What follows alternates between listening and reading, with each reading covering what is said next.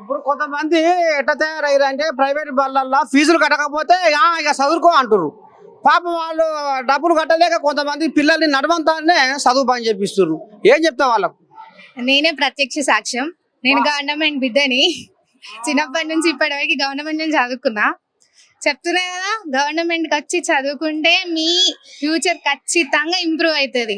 మీరు ఏదో ఒకటి ఖచ్చితంగా సాధిస్తారు. ఆ సాధించాలంటే గవర్నమెంట్ నిలపాలంటే ఫస్ట్ మనం గవర్నమెంట్ చదువుకోవాలి.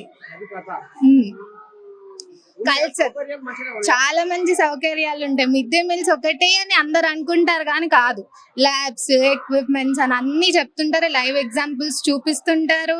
అన్ని ఫ్రీ ఫెసిలిటీసే కానీ డబ్బులకి ఎలాంటి ఇబ్బంది లేదు. ఎకనామికల్ గా ప్రాబ్లం ఉన్న వాళ్ళు ఎవరైనా ఇక్కడ గవర్నమెంట్ లో చదువుకోవచ్చు.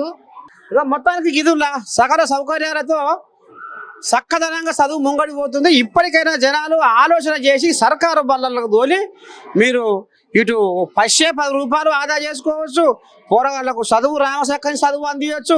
ఈ రకంగా మీరు సమాజంలో మార్పుకై కూడా మీరు ముందడుగు వేయచ్చు. ఆ మార్పు ఎక్కడో కాదు, మనకైనా మొదలు కావాలి. ఇక ఇప్పటికైనా మరి మీరు మారుతారని కూడా నేను కూడా అనుకుంటున్నా.